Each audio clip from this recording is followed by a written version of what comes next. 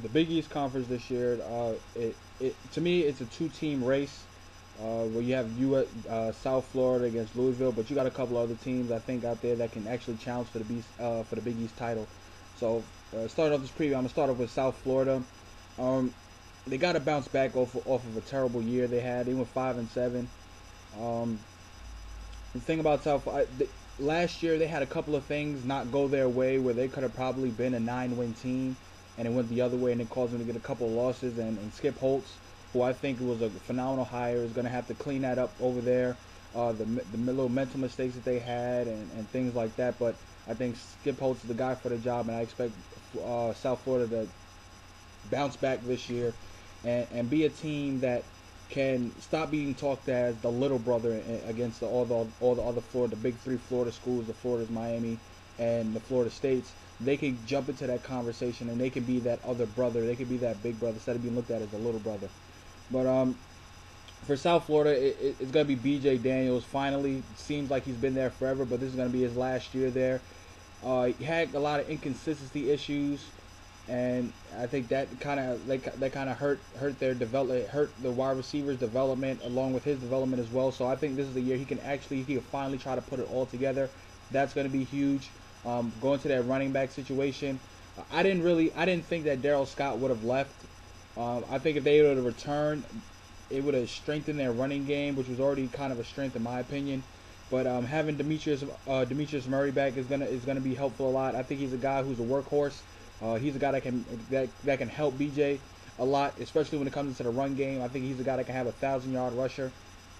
The receiving core group got a couple of guys back from last year, Sterling and Mitchell, and but they definitely do have one of the more intriguing prospects this year. Chris Dunkley, who sat out all of last year due to transferring from Florida. He's a guy that has tremendous talent, great downfield speed. He's a guy that should significantly help their downfield threat as long as they're helping in just overall core game as a wide receivers. Having Evan Landy is really going to help out at the tight end position as well. Also, another kid from Florida, and Mike McFarland. He's a guy that I think that should help bolster the playmakers that South Florida is going to have this year, and which they had playmakers last year, but I think they significantly upgraded those positions. So those two young kids, like I said, Chris Dunkley and Mike McFarland, are two guys you're definitely going to have to look out for this year who are expecting to make big impacts. Moving on, they have very solid depth at the offensive line. I think they'll be good there. So that offense is definitely going to be rounded out. They have very good depth and very good starting talent. Going to that defense, that front seven that they're going to have back there is going to be real strong.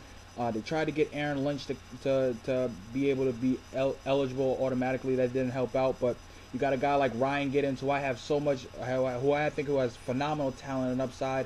A guy who had 5.5 sacks last year. Look for him to be a double-digit sack guy. Kind of disappointed me last year in his play. Also look out for Tevin Mims, a guy who came out, who was at the University of Texas 2 years ago.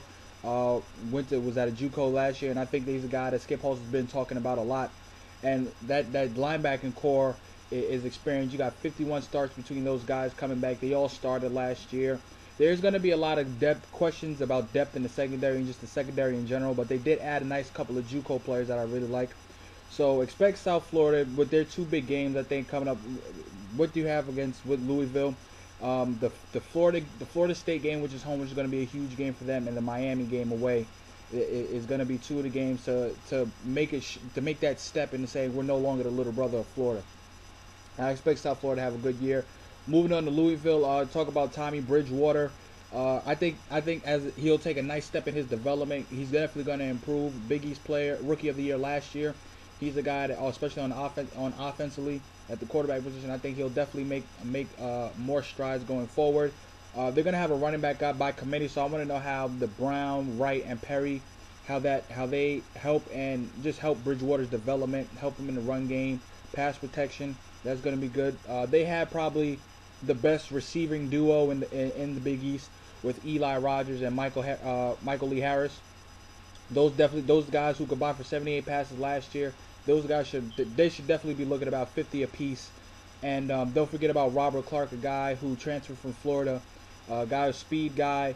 He's going to be in that Percy Maharvin mold that they like to run over there with the spread that they're going to have out there. So look for him, Robert Clark, to be a guy who's going to help out a lot. They have a solid O-line, but they do have depth issues. I think it's a significant talent drop off when you get to it. So that's going to be something they're going to have to fix early, and hopefully they do it during fall camp. I think their defensive line is strong, especially when you bring back Marcus Smith and B.J. DeBose at the end positions. It's improving. Those guys had really nice seasons last year, so I expect them to also make a step forward as well. You're going to have questions at your linebacker spots. Preston Brown's coming back, so the other two, they gotta have to find matches. They're gonna have to find spots for those because Preston Brown's gonna move back from the outside back into the middle. Their secondary, to me, is strong. When you got Adrian Bruchel, another Florida guy, and Hakeem Smith at the safety position, Adrian is a very good corner in my opinion, and I think Hakeem Smith is one of the best safeties that we have. One of the most underrated safeties in my opinion, also that we have in the country. So watch out for those two.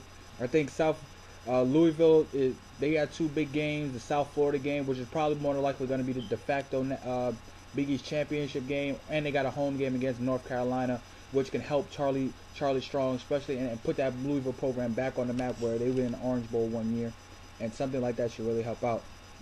Moving on to Rutgers, a team that I really think that has a shot to contend with both of these top teams. Kyle Flood, first-year guy, he's been in the program for about 7-8 years. This is going to be his first year as the head coach. Greg Schiano taking the job, and the Tampa Bay Buccaneers. His first order of business is going to be trying to find out who's going to be the quarterback. Rutgers has always had quarterback issues. They always think they have the guy, but then sometimes they make a decision too quickly, and the guy is no longer there, or they just lose faith in the guy. So it's going to be who starts between Chad Dodds and Gary Nova, and that's going to be a very good competition going into fall camp. I think that the running back duo of Jawan Jameson and Savon Huggins is definitely going to help the development of either quarterback. Those guys, they can catch the ball out of the backfield, very good runners. Both guys were highly recruited, so they definitely have talent. Along with them helping out the quarterbacks, definitely the wide receivers coming back. The big guy Brandon Coleman, about 6'6", and the senior Marcus Harrison, the guy who has lights out speed, should really help out and give one of the quarterbacks, whoever it is, either Nova or Dodd, give one of those guys big time, big playability on the outside. So that's always going to help.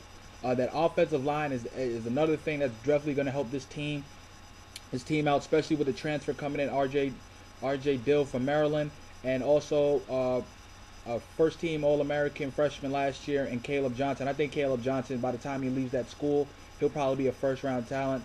The guy is a prototypical left tackle in my opinion, and I think he has first-round talent. You may be seeing him in the league in 2 or 3 years.